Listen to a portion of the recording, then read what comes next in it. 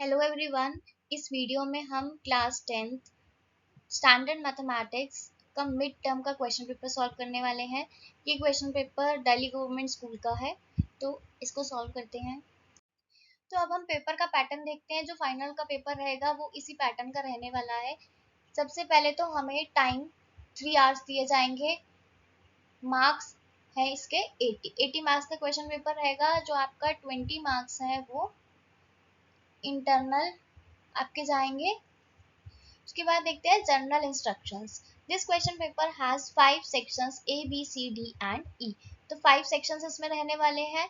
Section A में आपके पास 20 MCQ होंगे कैरिंग 1 मार्क्स ईच। तो 20 क्वेश्चंस होंगे और हर क्वेश्चन 1 मार्क्स का होगा, तो टोटल 20 मार्क्स का हो गया। सेक्शन B आपका 5 क्वेश्चंस आएंगे और हर क्वेश्चन होगा 2 मार्क्स का, तो टोटल हो गए 10 मार्क्स। उसके बाद है सेक्शन सी। सेक्शन सी में 6 क्वेश्चंस आएंगे और हर क्वेश्चन 3 मार्क्स का होगा, तो ये हो गया टोटल 18 मार्क्स का।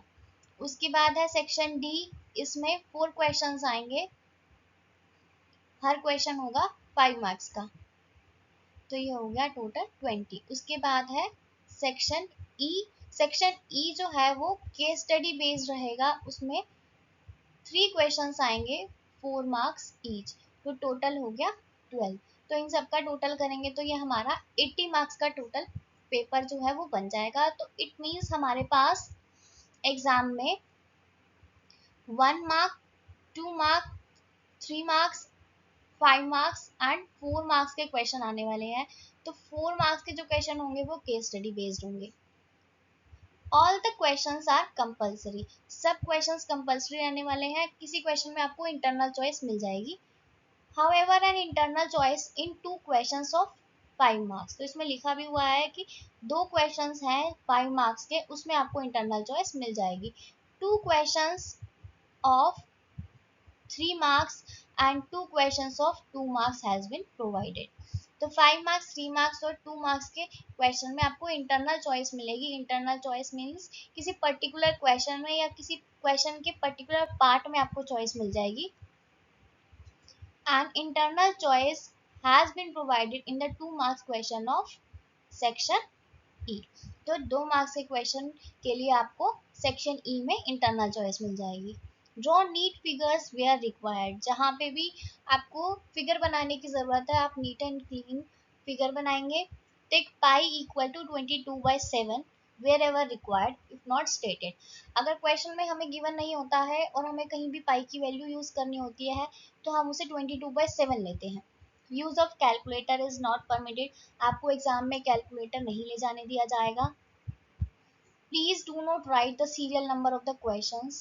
Please do right the serial number of the questions before attempting it. तो ये आपको बहुत ध्यान रखना है। जो भी आप क्वेश्चन अटेम्प्ट करने वाले हैं उसका सीरियल नंबर आपको जरूर मेंशन करना है और ठीक मेंशन करना है। तो सबसे पहले हम सेक्शन ए सॉल्व करेंगे।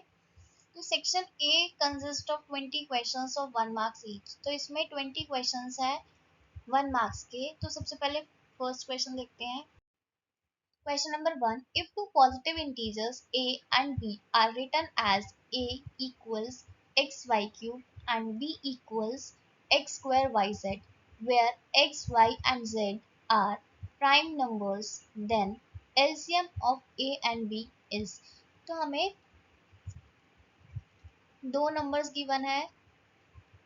a है हमारे पास x, y क्यूब और x और y जो है वो प्राइम नंबर्स है। इट मीन्स जो इसके प्राइम फैक्टर्स होंगे वो इस तरीके से होंगे। और सेकंड नंबर है हमारे पास b, that is equal to x square y z. तो इसके जो प्राइम फैक्टर्स होंगे वो ये होंगे। क्योंकि x की पावर 2 थी तो इसलिए हमने x को 2 बार लिखा और y z की पावर 1 है इसलिए हमने इसको एक एक बार लिखा। अगर हमें इन दोनों को एलसीएम चाहिए है तो एलसीएम के लिए हम सब प्राइम नंबर्स की हाईएस्ट पावर लेते हैं। तो इसमें कौन कौन से प्राइम नंबर्स आ रहे हैं, x, y एंड z। अब हमें इसमें देखना है कि हाईएस्ट पावर कितनी है। x की पावर इसमें है 1 और b में है 2, तो हाईएस्ट पावर है इसकी 2। और y की हाईएस्ट पावर है 3 और z की हाईएस्ट पावर है, इधर z नहीं दे रखा मतलब इसमें z की पावर 0 है। और किसी की भी पावर 0 हमारे पास 1 होता है, तो z की पावर 0 भी हमारे पास 1 होगा। तो हमारे पास z की हाईएस्ट पावर हो जाएगी 1। तो इसका करेक्ट आंसर हो जाएगा x square y cube z। तो c जो है इसका करेक्ट आंसर हो गया। अगर क्वेश्चन में आ जाता है हमें इसका HCF बताना है, तो LCM के लिए हम लेते हैं हाईएस्ट पावर, और LCM HCF के लिए हम लेते लोवेस्ट और I can say least power.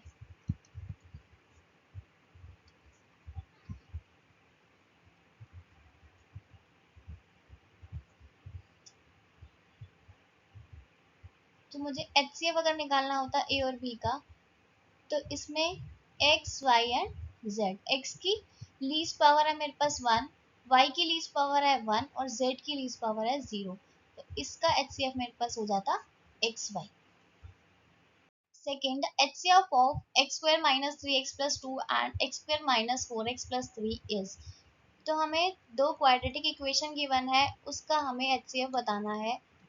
ये हमारे पास फर्स्ट इक्वेशन है, इसको सबसे पहले हम जनरल क्वाड्रेटिक इक्वेशन से कंपेयर करते हैं। जनरल क्वाड्रेटिक इक्वेशन होती है हमारे पास ax square plus bx plus c equal to 0। तो जब हम इसको इससे कंपेयर करेंगे तो हम a की वैल्यू मिलती है 1, b की वैल्यू मिलती है -3 और c की वैल्यू मिलती है 2। अब हम मिडल टर्म स्प्लिट का यूज करेंगे उसके फैक्टर्स निकालने के लिए। तो उसमें हमें क्या करना है, इसकी मिडल टर्म को मतलब -3 को इस तरीके से स्प्लिट करना है कि हमें दो नंबर्स को ऐड करके तो -3 मिले, और उन दोनों ही नंबर्स को सेम नंबर्स को मल्टीप्लाई करके हमें वो मिले जो a और c को मल्टीप्लाई करके मिल रहा है, दैट इज 2। तो ऐसे कौन से नंबर हो सकते हैं, तो वो दो नंबर है -2 एंड -1। जब हम -2 और -1 को ऐड करेंगे तो -3 मिलेगा, और -2 और -1 को मल्टीप्लाई करके हमें 2 मिलेगा। अगर आपको ये दो फैक्टर्स नहीं समझ में आते हैं तो आप सिंपली इसका फैक्टर करिए, जो a और c को मल्टीप्लाई करके हमें जो नंबर मिल रहा है उसके फैक्टर्स करिए। इस केस में हमें 2 गिवन है और 2 के 1 और 2 यही हमारे पास हो सकते हैं। ऐसे दो नंबर देखिए जिनको मल्टीप्लाई करके हमारे पास 2 आ जाए। तो या तो दोनों पॉजिटिव नंबर हो सकते हैं या तो दोनों नेगेटिव नंबर हो सकते हैं। अब आप देख लीजिए किन दोनों को ऐड करके हमें -3 मिलेगा। 2 + 1 हमें 3 मिलता है, बट -2 एंड -1 हमें -3 मिल जाता है, तो ये वाला नंबर हम ले सकते हैं। तो हमने इक्वेशन को स्प्लिट किया x square minus 3x plus 2, ये इक्वेशन हमें गिवन थी। तो 3x को हम स्प्लिट कर रहे हैं -2 -1 में। तो अब हम इस तरीके से दो दो का पेयर बनाएंगे और उसमें से कॉमन लेंगे। इसमें से हमारे पास कॉमन आएगा x, बचेगा x -2। यहाँ पे जो साइन है वही साइन यूज किया, कॉमन कुछ नहीं आ रहा, 1 लिखा, x -2। यहाँ साइन चेंज हो जाएगा क्योंकि ब्रैकेट के बाहर माइनस आ रहा है। अगर यहाँ पे प्लस लिखा होगा तो जो साइन यहाँ पे आएगा हम वो सेम साइन यहाँ पे यूज करेंगे। अगर यहाँ पे माइनस लिखा है तो यहाँ पे माइनस लगा के अंदर का जो भी हमारे पास नेक्स्ट डिजिट रहेगी, सेकेंड डिजिट, उसको हम उसके साइन को हम चेंज कर देंगे। तो हमारे पास आ जाएगा x -2 x -1। अब x -2 हम लिखे, बस ये हमारे पास फैक्टर्स आ गए, x -2 एंड x -1।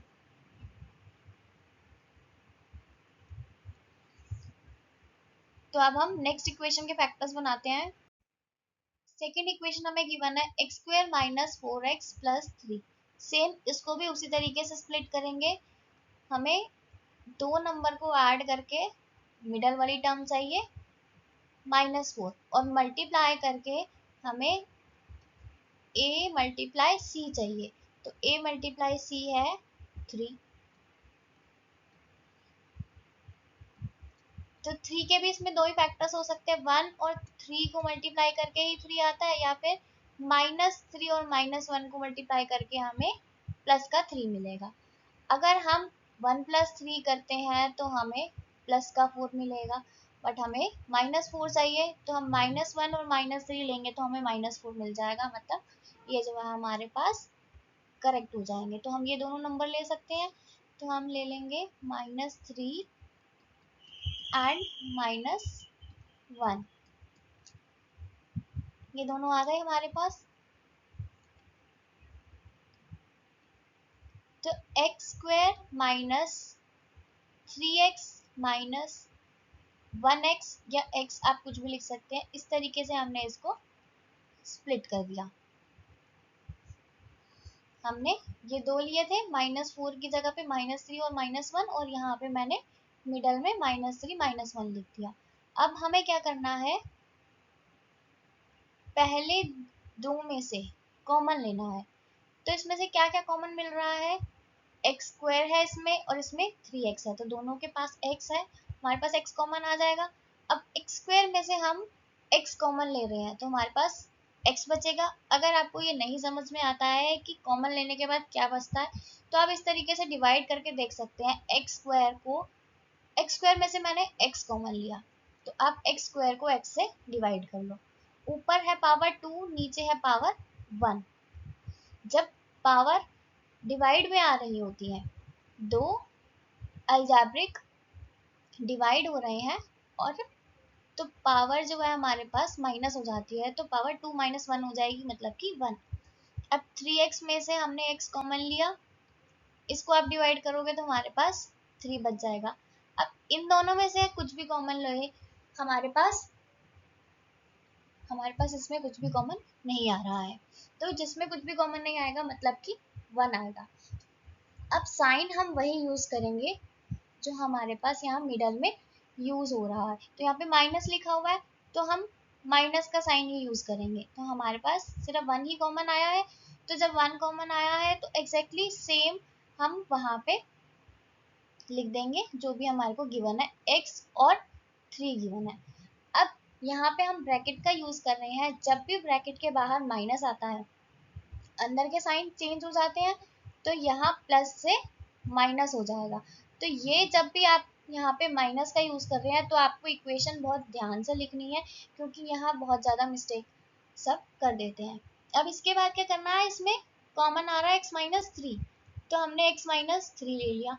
अब x-3 के अलावा हमारे पास क्या बचा, x-1, तो ये आ गया मेरे पास x-1।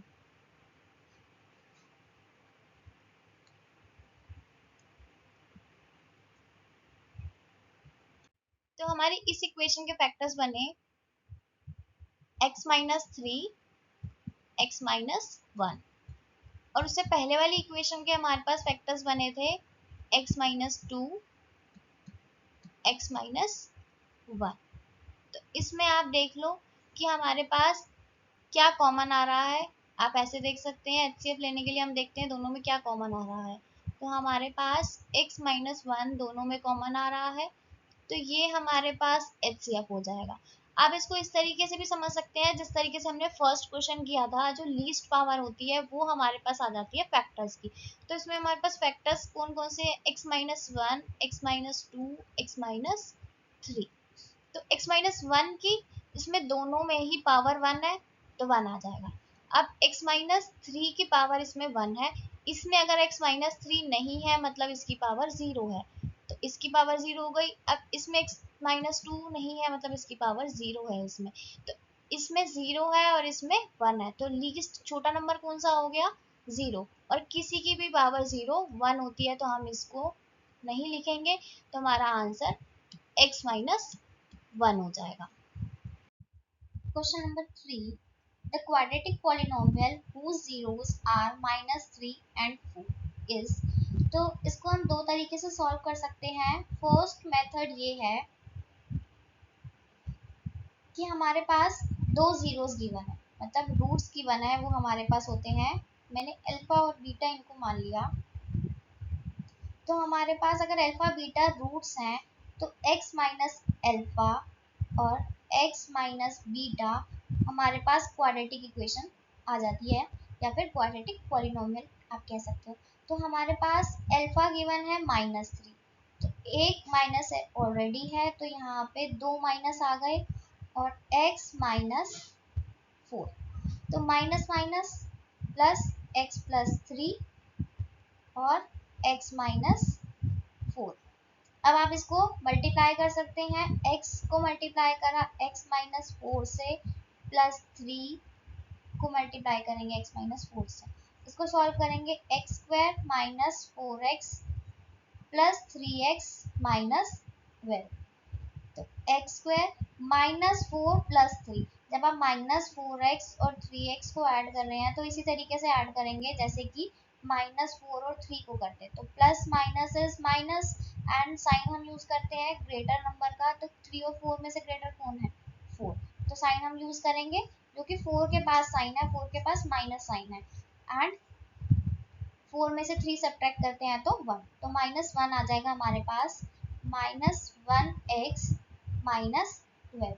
तो हमारे पास इक्वेशन आ गई x square minus x minus 12 equal to 0। तो फर्स्ट जो है हमारे पास करेक्ट आंसर हो जाएगा। इसको मैं एक और मेथड से आपको सॉल्व करके बताऊंगी। तो हमें जीरोस गिवन है -3 एंड 4। तो अगर मेरे पास एक्स स्क्वायर माइनस, मैं बोलूँ एस एक्स प्लस पी, यहाँ पे के कोई भी कांस्टेंट हो सकता है, ये मैंने लिखा है, ये भी मेरे पास एक क्वाड्रेटिक पॉलिनोमियल आएगी। एस मतलब क्या है? सम ऑफ जीरोस, और पी मतलब है प्रोडक्ट ऑफ जीरोस। तो अगर हमें सम और प्रोडक्ट ऑफ जीरोस गिवन होता है तो उसको हम डायरेक्टली इस इक्वेशन में पुट करके इक्वेशन निकाल सकते हैं, बट इसमें मुझे जीरोस गिवन है, सम और प्रोडक्ट मुझे निकालना है। तो सम और प्रोडक्ट हम निकालेंगे। सम क्या आ जाएगा? दोनों जीरोस को ऐड करेंगे, -3 plus 4 means 4 minus 3 that is equal to 1। Product हम निकालेंगे 4 मल्टीप्लाई -3, तो ये हो जाएगा, एक भी अगर माइनस का हो जाता है तो वो हमारे पास माइनस आ जाता है साइन, अगर दोनों माइनस के होते तो हमारे पास प्लस का साइन आ जाता। अब इसी को हम इस इक्वेशन में पुट करेंगे, के x square minus S x, x मेरे पास है प्लस का 1 प्लस में पी, अब ये मेरे पास है माइनस का 12, तो ये मेरे पास आ जाएगा के x square minus x minus 12। अब के कोई भी कांस्टेंट हो सकता है, अगर मैं के की वैल्यू 1 लेती हूँ तो मेरे पास ये इक्वेशन आ जाएगी। अगर मेरे पास क्वेश्चन में ये गिवन नहीं होता और यहाँ पे इसकी जगह ये इक्वेशन गिवन होती तो ये भी करेक्ट होती। तो इसी तरीके से के की हम कोई भी वैल्यू लेंगे हमारे पास वो आंसर करेक्ट होगा, बट के की वैल्यू 1 लेके हमें करेक्ट आंसर मिल रहा है according to option 4, the value of k for which the system of equations kx minus 2y equal to 2 and 6x minus 2y equal to 3 as a unique solution। तो सबसे पहले तो इसका कंसेप्ट समझते हैं। हमारे पास दो इक्वेशंस गिवन है। जनरल इक्वेशन होती है ax plus by plus c equal to 0। अब क्योंकि हमारे पास दो इक्वेशन है तो मैंने फर्स्ट इक्वेशन के लिए a1 b1 and c1 consider करा, और सेकंड इक्वेशन के लिए a2 b2 and c2 consider करा। अगर हम a1 अपॉन a2, इसके बाद हम इन सब की वैल्यूज निकालेंगे और इनके रेशियोज निकालेंगे। अगर मेरे पास a1 upon a2 not equal to b1 upon b2 आ जाता है तो हमारे पास आता है यूनिक सॉल्यूशन। अगर मेरे पास a1 upon a2 b1 upon b2 c1 upon c2 तीनों इक्वल आ जाते हैं तो हमारे पास होता है infinite solution. And if I get a1 upon a2 equals b1 upon b2 but not equal to c1 upon c2, एक तो इक्वल आ गया बट सेकंड वाले में हमारे पास नॉट इक्वल आ रहा है, तो हमारे पास आएगा नो सॉल्यूशन। तो हमें क्वेश्चन में गिवन है कि इसका यूनिक सॉल्यूशन है, इट मींस हमारे पास इस टाइप की इक्वेशन बनेगी। हमें सिर्फ a1 अपॉन a2 और b1 अपॉन b2 को देखना है। तो हमें फर्स्ट इक्वेशन गिवन है kx minus two y equal to two. सब कुछ लेफ्ट साइड में लेकर आते हैं। kx minus two y minus two equal to zero. Second equation है 6x minus two y equal to three. 6x minus two y minus three equal to zero. तो इसमें a1 की वैल्यू आ गई मेरे पास k और b1 की value आ गई मेरे पास माइनस टू। और सेकेंड इक्वेशन से हमारे पास a2 एंड b2 की वैल्यूज आ जाएंगी। a2 is equal to 6 and b2 is equal to minus two. c1 c2 की हमें नीड नहीं है।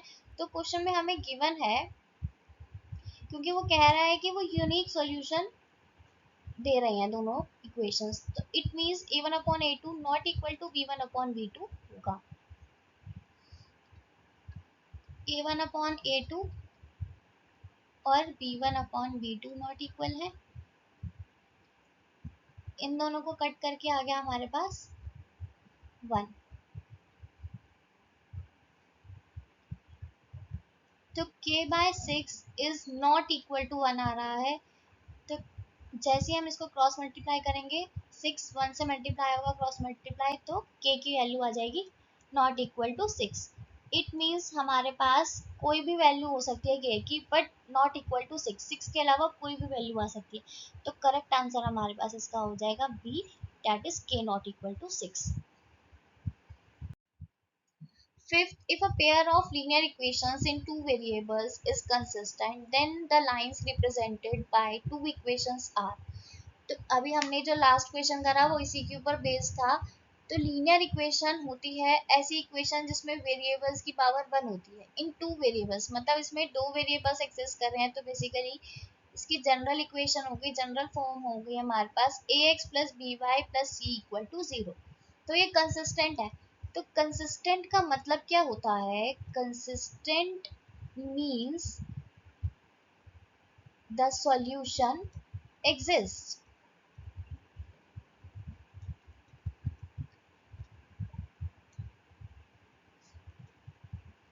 and inconsistent means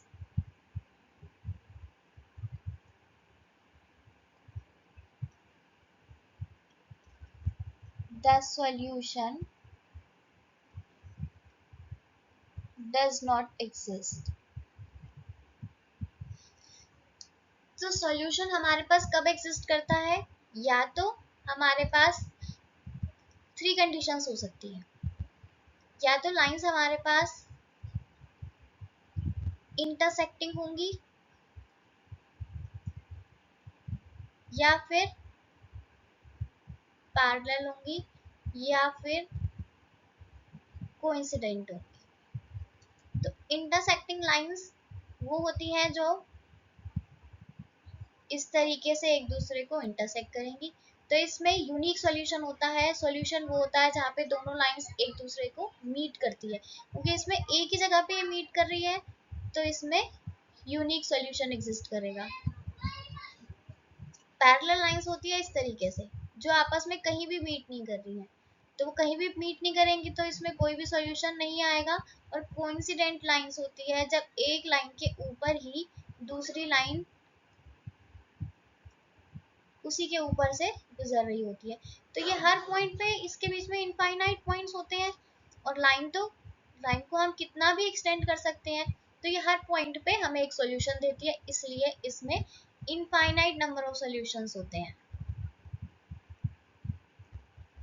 तो सॉल्यूशन सिर्फ एक ही केस में एग्जिस्ट नहीं कर रहा है, वो है हमारे पास पैरेलल लाइंस में। तो इंटरसेक्टिंग लाइंस में भी सॉल्यूशन है और कोइंसिडेंट लाइंस में भी सॉल्यूशन है। तो अगर लाइंस कंसिस्टेंट है, इट मींस हमारे पास इधर दे आर इंटरसेक्टिंग और दे आर कोइंसिडेंट। तो C is the correct answer. Sixth, if sin square theta equal to x square then tan theta is equal to, तो हमें sin स्क्वायर थीटा की value given है x square. तो सबसे पहले तो हम sin थीटा की वैल्यू निकालेंगे। तो sin थीटा हमारे पास आ जाएगा under root of x square. Square से हमारे पास रूट कैंसिल हो जाता है, बट जब भी रूट हम कैंसिल करते हैं हमारे पास प्लस माइनस दोनों साइन आते हैं। क्यों आते हैं? क्योंकि प्लस एक्स का स्क्वायर भी एक्स स्क्वायर होता है और माइनस एक्स का स्क्वायर भी प्लस एक्स स्क्वायर होता है। इसलिए जब भी रूट का साइन हमारे पास कैंसिल होगा स्क्वायर से, तो हमारे पास प्लस माइनस दोनों साइन में आंसर आएगा। बट फॉर सिंप्लिसिटी हम इसमें साइन थीटा की वैल्यू एक्स ले रहे हैं। साइन थीटा हमारे पास क्या होता है? पी बाय एच होता है। तो हमें चाहिए है tan थीटा की वैल्यू। tan थीटा क्या होता है हमारे पास? साइन थीटा अपॉन में cos थीटा होता है। साइन थीटा की वैल्यू आ गई हमारे पास x, cos थीटा की वैल्यू हमारे पास नहीं गिवन है। हमारे पास एक आइडेंटिटी होती है sine square theta plus cos square theta equal to 1। तो साइन स्क्वायर थीटा की वैल्यू मुझे x स्क्वायर गिवन है plus cos square theta equal to 1। तो यहाँ से हम cos थीटा की वैल्यू निकाल सकते हैं। cos स्क्वायर थीटा आएगा मेरे पास 1 माइनस एक्स स्क्वायर और cos थीटा आ जाएगा मेरे पास under root 1 minus x square.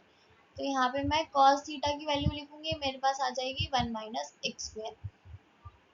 तो मेरे पास करेक्ट आंसर हो जाएगा सी। इसको हम इस तरीके से भी कर सकते हैं कि मेरे पास साइन थीटा की वैल्यू आ गई x और साइन थीटा जो है हमारे पास होता है p बाई एच। इस तरीके से मेरे पास एक राइट ट्रायंगल है, ये मेरे पास हाइपोटेनियस है, ये परपेंडिकुलर है, ये बेस है। परपेंडिकुलर की वैल्यू मेरे पास x है, हाइपोटेनियस की अगर वैल्यू मेरे पास 1 है, तो बेस जो है मेरे पास using Pythagoras theorem 1 minus x square हो जाएगा। और tan थीटा हमारे पास होता है p बाय बी। तो p की वैल्यू मेरे पास है x और b की वैल्यू हमने पाइथागोरस थ्योरम से निकाल ली 1 माइनस एक्स स्क्वायर। तो सॉरी, इसका आंसर सी नहीं होगा, इसका करेक्ट आंसर है हमारे पास B. Seventh, if sec theta plus tan theta plus 1 equal to 0, then value of sec theta minus tan theta is, so we are given sec theta plus tan theta plus 1 equal to 0। sec theta plus tan theta की value आ गई -1, but हमें चाहिए है sec theta minus tan theta की value. तो हम sec theta minus tan theta को numerator and denominator से मल्टीप्लाई करेंगे, तो हमारे पास आ जाएगा sec square theta minus tan square theta upon में sec theta minus tan theta. तो sec स्क्वायर थीटा होता है हमारे पास 1 प्लस tan स्क्वायर थीटा, तो इसकी वैल्यू हमने लिख दी, और माइनस tan स्क्वायर थीटा ये हमें गिवन है अपॉन में sec theta minus tan theta. tan square theta से tan स्क्वायर थीटा माइनस हो गया, कैंसिल हो गया, तो हमारे पास आ गया 1 upon sec theta minus tan theta, और इसकी वैल्यू हमारे पास थी यहाँ पे इक्वल टू -1 था, तो ये हमारे पास इक्वल टू -1 है। क्रॉस मल्टीप्लाई करेंगे हमारे पास आ जाएगा sec theta minus tan theta equal to -1। तो करेक्ट ऑप्शन हो जाएगा हमारे पास ए। 8, the distance between the points a sin theta comma 0 and 0 comma minus a cos theta is, हमारे पास दो पॉइंट्स गिवन है हमें। हमने फर्स्ट को ले लिया पॉइंट ए और इसके कोऑर्डिनेट्स ले लिए x1 y1, और सेकंड पॉइंट ले लिया हमने बी, ये ले लिया हमने x2 y2। तो हमें पता है डिस्टेंस फॉर्मूला होता है ए और बी का डिस्टेंस हमारे पास आ जाएगा under root x2 minus x1 का whole square plus y2 minus y1 का होल स्क्वायर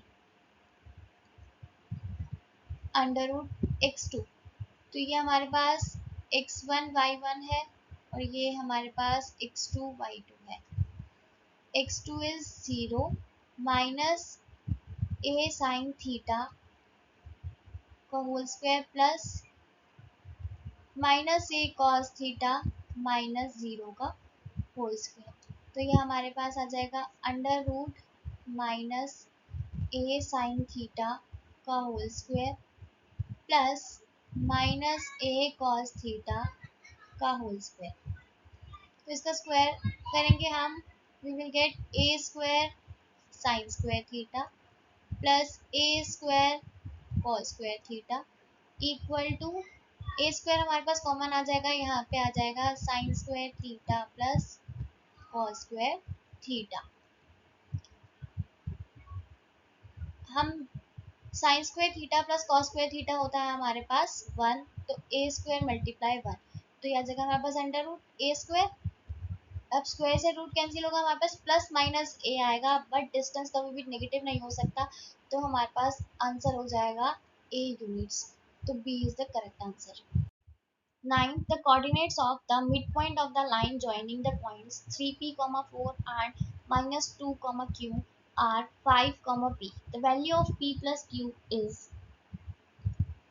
हमें एक लाइन गिवन है, let its endpoints are a and b. Coordinates of a हमें गिवन है 3p, 4 और b हमें गिवन है -2, q और इसका मिड पॉइंट हो गया c। मिड पॉइंट हमें गिवन है 5, p। अब मिड पॉइंट फॉर्मूला इसमें यूज करना है, हमें मिड पॉइंट पूछा गया है तो सिंपली हमें मिड पॉइंट फॉर्मूला ही यूज करना है। मिड पॉइंट फॉर्मूला क्या होता है, अगर हमारे पास दो पॉइंट्स गिवन है, and points x1, y1 and x2, y2 और हमने मिड पॉइंट उसका कंसीडर करा x, y, तो c x, y will be equal to x1 plus x2 divide by 2 and y1 plus y2 divide by 2। तो इसको solve करेंगे, 3p minus 2 divide by 2, 4 plus q divide by 2 हमारे पास आ रहा है 5, p के इक्वल। हमने इसका मिड पॉइंट फॉर्मूला इसमें यूज करा है और मिड पॉइंट्स हमें ऑलरेडी गिवन है, इसलिए हमने इसका आंसर जो है वो भी लिख दिया। अब हम इसमें कंपेयर करेंगे, कंपैरिजन हम कैसे करते हैं, x पार्ट x के इक्वल होगा और y कोऑर्डिनेट y कोऑर्डिनेट के इक्वल होगा। तो इसमें हमारे पास 5 जो है वो 3p माइनस 2 डिवाइड बाई 2 के इक्वल हो जाएगा, क्रॉस मल्टीप्लाई करेंगे, 10 equal to 3p minus 2, 10 plus 2 equal to 3p, 12 equal to 3p, p की वैल्यू आ जाएगी 4।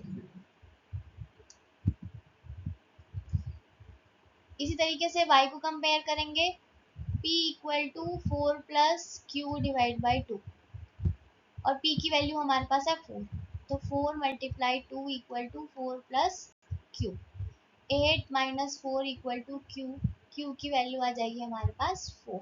हमें पूछा गया है what is p plus q, तो 4 प्लस 4 इज 8, तो d is the correct answer. 10th the value of x plus y plus z is, तो ये इसमें इसके फैक्टर्स गिवन है, हमसे x plus y plus z की वैल्यू पूछी गई है, तो हम इसको नीचे से स्टार्ट करेंगे। 2 और 15 किसके फैक्टर्स हो सकते हैं, दोनों ही को प्राइम नंबर है। को प्राइम नंबर वो होते हैं जिनमें कोई भी नंबर कॉमन नहीं होता, कोई भी फैक्टर कॉमन नहीं होता। तो 30 को अगर हम लिख सकते हैं 2 मल्टीप्लाई बाय 15, नेक्स्ट है 2 और 30, तो 2 मल्टीप्लाई बाय 30 हमारे पास आ जाएगा 60। अब यहाँ पे y की वैल्यू 60 है, तो 2 मल्टीप्लाई 60 आ जाएगा हमारे पास 120, तो x plus y plus z हो जाएगा 120 plus 60 plus 30, that is 120 plus 90, which is equal to 210. So C is the correct answer. 11. Ax square plus bx plus c is said to be a quadratic polynomial if. इसको हम quadratic polynomial कब बोलेंगे? Quadratic polynomial होता है जिसमें हमारे पास variable की power 2 आ रही हो. तो a x square plus b x plus c, अगर हमारे पास ए की वैल्यू 0 हो जाती है तो हमारे पास इक्वेशन क्या हो जाएगी? बी एक्स प्लस सी. तो ये एक लीनियर इक्वेशन हो गई. तो ए पार्ट गलत है. बी है अगर बी नॉट इक्वल टू 0, तो बी अगर मैं 0 ले लेती हूँ तो मेरे पास ए एक्स स्क्वायर प्लस सी आता है. स्टिल इसमें हाईएस्ट पावर 2 है, तो स्टिल ये क्वाड्रेटिक पॉलिनोमियल है, तो ये ऑप्शन भी गलत है. C part when C is not equal to 0, अगर मैं सी इक्वल टू 0 लेती हूँ तो मेरे पास आएगा a x square plus b x. तो क्या आप ये क्वाड्रेटिक पॉलिनोमियल नहीं है? अभी भी ये क्वाड्रेटिक पॉलिनोमियल है, तो इट मीन्स ये ऑप्शन भी रॉन्ग है. डी है if a is not equal to 0. अगर ए इक्वल टू 0 होता है तो मेरे पास बी एक्स प्लस सी आएगा. अब ये क्वाड्रेटिक पॉलिनोमियल नहीं होगी. तो क्वाड्रेटिक पॉलिनोमियल ये सिर्फ तब हो सकती है अगर मेरे पास जो क्वाड्रेटिक वेरिएबल है उसका कोफिशिएंट नॉट इक्वल टू 0 हो, मतलब ए नॉट इक्वल टू 0 हो. 12. In the given triangle ABC, DE is parallel to BC. The value of x is. जब हमें दो लाइंस गिवन है, DE जो है वो BC के पैरेलल है, तो इसमें बेसिक प्रोपोर्शनैलिटी थ्योरम यूज होगी कि अगर एक ट्रायंगल में दो साइड्स जो है वो आपस में पैरेलल है तो वो बाकी की दो साइड्स को सेम रेशो में डिवाइड करती है. It means x upon x plus one जो है वो x plus three upon x plus five के इक्वल होगा. इसको क्रॉस मल्टीप्लाई करेंगे, x इंटू में x plus five equal to में x plus one x plus three. इसको सॉल्व करेंगे, x square plus five x equal to x square plus three x plus three. X square plus five x equal to x square plus four x plus three. X square से x square cancel हो जाएगा. Five x minus four x equal to three, x equal to three. तो D is the correct answer. 13. The coordinate where the line y equal to mx plus c intersects x axis is. तो हमारे पास ये Cartesian plane है, ये हमारे पास x axis है, ये हमारे पास y एक्सिस है. तो कोई भी लाइन x एक्सिस को जहां भी कट करेगी हमारे पास कोऑर्डिनेट होता है x, y. पूरी x एक्सिस पे हमारे पास y कोऑर्डिनेट 0 होता है. यहाँ पे हमारे पास इसका कोऑर्डिनेट होता है 1,0, 2,0. इसी तरीके से जो हमारे पास अगर ये x एक्सिस को कट करिए इट मीन्स हमारे पास y इक्वल टू 0 होगा. तो simply we will put y equal to 0 and we will find the value of x. तो x की वैल्यू निकालेंगे, y की वैल्यू 0 रख के हमारे पास आ जाएगा mx इक्वल टू c को हम लेफ्ट साइड पे लेकर आएंगे तो साइन चेंज हो जाएगा माइनस c. x की वैल्यू आ जाएगी माइनस c बाय m. तो हम कोऑर्डिनेट को लिखते हैं x, y, x, y. तो c by m, 0 minus c by m, 0. D is the correct answer. 14. If tan theta equal to 4 by 3, then the value of under root 1 minus sin theta upon 1 plus sin theta. तो हमें tan theta की value given है 4 by 3. tan theta होता है हमारे पास perpendicular upon base. तो हमारे पास इस तरीके से एक ट्रायंगल है, तो ये हमारे पास हाइपोटेनियस है, परपेंडिकुलर एंड बेस. और हमारे पास पाइथागोरस थ्योरम होती है h square equal to p square plus b square. तो p की वैल्यू अगर मेरे पास 4 है और b की वैल्यू मेरे पास 3 है तो h की वैल्यू मेरे पास पाइथागोरस थ्योरम से आ जाएगी 5 आ जाएगी. और 3 4 5 हमारे पास पाइथागोरियन ट्रिपलेट भी होता है, तो 3 4 हमें गिवन है तो मीन्स ये 5 आएगा. साइन थीटा हमारे पास होता है p बाय h.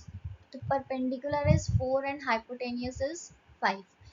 इसकी वैल्यू हम इसमें पुट कर देंगे 1 माइनस 4 बाय 5 अपॉन में 1 प्लस 4 बाय 5. इसको सॉल्व करेंगे 5 माइनस 4, 5 + 4, तो ये आ जाएगा हमारे पास 1/5/9/5।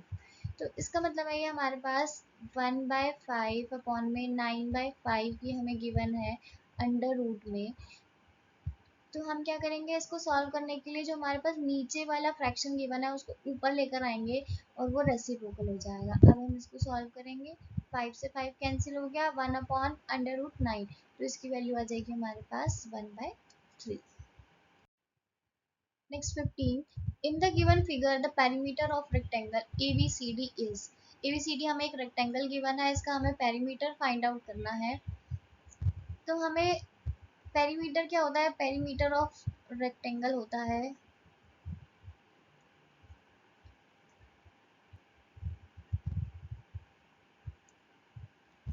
2 इंटू में लेंथ प्लस ब्रेथ, और आप सम ऑफ ऑल साइड्स भी कर सकते हैं, चारों साइड्स को ऐड कर लो, वो हमारे पास पेरीमीटर आ जाएगा। तो ब्रेथ हमें गिवन है 20 मीटर, बट हमें लेंथ गिवन नहीं है, तो हमें लेंथ निकालनी है। एक ट्राइंगल हमें गिवन है, हमें पता है कि रेक्टेंगल के जो चारों एंगल होते हैं वो 90 डिग्री के होते हैं, तो हम इसमें ट्रिग्नोमेट्री रेशो का यूज़ कर सकते हैं। ये मेरे पास 90 डिग्री गिवन है, इस ट्राइंगल को मैंने इस तरीके से ड्रॉ करा, ये 30 डिग्री गिवन है, ये मुझे 20 मीटर गिवन है, तो मतलब मुझे परपेंडिकुलर गिवन है 20 मीटर, और मुझे निकालना है बेस की वैल्यू। तो P और B में हमारे पास क्या रिलेशन होता है, tan थीटा होता है। tan थीटा हमारे पास होता है परपेंडिकुलर अपॉन बेस, और थीटा मुझे गिवन है 30 degree, tan 30 is equal to 20 upon में बेस क्या है मेरे पास CD। tan 30 की वैल्यू होती है मेरे पास √3 इक्वल टू 20 अपॉन CD। तो CD की वैल्यू आ जाएगी मेरे पास 20√3 मीटर। तो ये मेरे पास लेंथ हो गई, 2 multiply by length that is 20√3 plus breadth है मेरे पास 20, इसको मल्टीप्लाई करेंगे 40√3 प्लस 40, इसमें से 40 कॉमन आएगा मेरे पास, तो आ जाएगा √3 + 1 मीटर। तो B is the correct option. 16, in the given figure O is the center of a circle. If area of sector OAPB is 2/9 times the area of circle, then the value of x is। तो हमें ये एक sector given है, ये sector है OAPB, इसका जो area है वो पूरे सर्कल के एरिया के 2/9 टाइम्स है, और हमें x की वैल्यू निकालनी है। x जो है वो इस सेक्टर का एंगल है। तो एरिया ऑफ सेक्टर क्या होता है हमारे पास, एरिया ऑफ सेक्टर होता है theta upon 360 multiply by πr², और एरिया ऑफ सर्कल होता है हमारे पास πr²। तो πr² हमारे पास एरिया ऑफ सर्कल होता है। मैं इसको कैपिटल ए से लिख रही हूँ, कैपिटल ए मतलब एरिया ऑफ सर्कल। और मुझे गिवन है कि जो एरिया ऑफ सेक्टर है वो 2/9 टाइम्स है इस एरिया ऑफ सर्कल के। तो सर्कल का एरिया मैंने ए कंसीडर करा है, तो वो सेक्टर का एरिया जो है 2/9 ऑफ ए हो जाएगा। थीटा जो है इसमें एक्स है, इसी की वैल्यू हमें निकालनी है अपॉन में 360 मल्टीप्लाई बाय ए। तो ए से ए कैंसिल हो गया मेरे पास, एक्स की वैल्यू क्या आ जाएगी, इसमें हम क्रॉस मल्टीप्लाई करेंगे, 360 मल्टीप्लाई में चला जाएगा, मल्टीप्लाई बाय 360, 9 4 का 36 आ गया 40, तो x की वैल्यू आ गई मेरे पास 80 डिग्री। तो C is the correct answer. 17, if the upper limit of a class interval is 27 and class size is 4, then class mark will be। तो क्लास मार्क हमारे पास क्या होता है, lower limit plus upper limit divide by 2, ये हो गया मेरे पास class mark, where a is lower limit and b is upper limit। और अपर लिमिट मुझे गिवन है, b की वैल्यू मतलब मुझे गिवन है 27, तो क्लास मार्क मेरे पास हो गया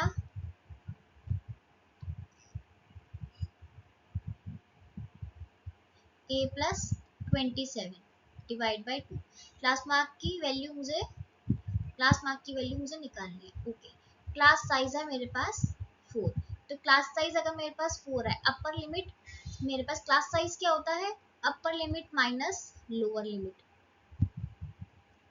तो upper limit minus lower limit मेरे पास गिवन है 4, और मुझे a की वैल्यू निकालनी है और b की वैल्यू है 27। तो a की वैल्यू मेरे पास आ जाएगी 23। तो 23 प्लस 27 डिवाइड बाई 2, इसको हम ऐड करेंगे तो हमारे पास आ जाएगा 50 divide by 2, we will get 25। तो C is the correct answer. 18 for the following data the sum of lower limits of medium class and model class is. तो इसमें हमें सबसे पहले मीडियम क्लास और मॉडल क्लास निकालनी है, फिर उसकी लोअर लिमिट हम ऐड करेंगे। तो सबसे पहले तो देखते हैं मॉडल क्लास क्या होती है। हमारे पास फ्रीक्वेंसी गिवन है हमें और क्लास इंटरवल गिवन है। तो हाईएस्ट फ्रीक्वेंसी कौन सी है इसमें, हमारे पास 18।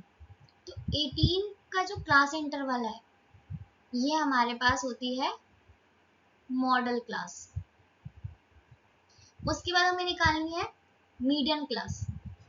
मीडियन क्लास होती है जो सब फ्रीक्वेंसीज को ऐड करके, सबसे पहले हम निकालते हैं n की वैल्यू। तो सबसे पहले इन सबको हम ऐड करेंगे 10 प्लस 15 प्लस 12 प्लस 18 प्लस 15।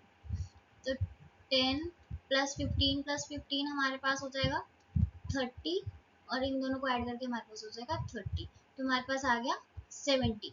तो सब फ्रीक्वेंसीज को हम ऐड कर देंगे, उसके बाद उसको 2 से डिवाइड कर देंगे। 2 से डिवाइड किया, हमारे पास आ गया 35। तो सबसे पहले इसके साथ हमें सी एफ भी चाहिए है, तो सी एफ निकालेंगे, क्यूमुलेटिव फ्रीक्वेंसी हम निकालेंगे। यहाँ आ जाएगा 10, 10 प्लस 50 25, 25 प्लस 12 37, 37 प्लस 18 हमारे पास आ जाएगा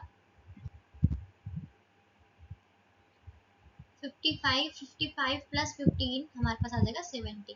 तो यही हमारे पास इन सम ऑफ फ्रीक्वेंसी भी होता है, ये हमारे पास 70 आया था। तो हमने सी एफ जो है वो करेक्ट निकाला है। अब हमें निकालना है सी एफ, देखना है 35। 35 से बड़ा नंबर कौन सा आ रहा है हमारे पास, 37। क्या आ रहा है हमारे पास 37। तो इसके सामने वाला जो क्लास इंटरवल है ये हमारे पास हो जाएगी मीडियन क्लास। तो मीडियन क्लास की लोअर लिमिट आ रही है हमारे पास 10, और मॉडल क्लास की हमारे पास लोअर लिमिट आ रही है 15। इन दोनों का सम हमारे पास आ जाएगा 25। तो B is the correct option. Question number 19 and 20 के लिए हमें डायरेक्शंस गिवन है। 2 स्टेटमेंट्स हमें गिवन होगी इसमें, assertion A and reason R. Choose the correct answers of these questions from the options A, B, C, D given below. तो वहाँ हमें क्वेश्चंस गिवन है, उसके जो ऑप्शंस है वो हमें पहले से ही गिवन है। ये 19 और 20 दोनों क्वेश्चंस के ऑप्शंस हैं। फर्स्ट ऑप्शन हमें गिवन है both assertion and reason are correct and reason is the correct explanation of assertion A. Second, both assertion A and reason R are correct, but reason R is the not correct explanation of assertion A. C, assertion A is correct, but reason R is wrong. D, assertion A is wrong, but reason R is correct. तो सबसे पहले तो हम ये read करेंगे, हमें 2 statement given होंगी, first is assertion and second is reason. तो पहले हम उन दोनों को रीड करेंगे। तो पहले 19 क्वेश्चन हम सॉल्व करते हैं और साथ के साथ समझेंगे। 19 क्वेश्चन रीड करेंगे। assertion हमें गिवन है, assertion मतलब एक स्टेटमेंट गिवन है, if x is equals to 5 and y is equal to 1 is the solution of the equation 2x plus y minus p square equal to 2, then the value of p is plus minus 3। तो पहले इसको verify करते हैं कि क्या ये statement true है या फॉल्स है। तो x की वैल्यू हम पुट करेंगे इसमें 5, y की वैल्यू हम इसमें पुट करेंगे 1, minus p square is equal to 2। 10 plus 1 minus p square is equal to 2। 11 minus 2 is equal to p square. 9 is equal to p square, तो p की वैल्यू आ जाएगी हमारे पास +-3। तो फर्स्ट ऑप्शन जो है, असर्शन जो है, वो तो हमारे पास करेक्ट है। Reason, the solution of equation always satisfy the equation.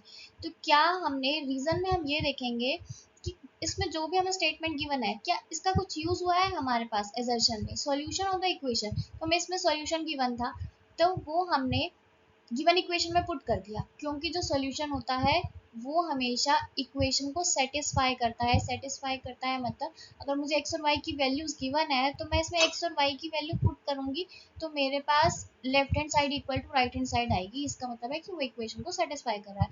तो ये ट्रू है, ट्रू भी है, और साथ में ये हमारे पास इसका रीजन भी है, इसको हमने यूज किया है। तो it means assertion is correct and reason is also correct, and reason is the correct explanation of this assertion। तो ऑप्शन ए जो है वो हमारे पास करेक्ट हो जाएगा। 20th assertion, a sec to the power 4a minus tan की power 4a is equal to 2 tan square a plus 1। Okay, reason हमें गिवन है, the value of cos theta decreases as theta increases. तो पहले first part हम solve करते हैं।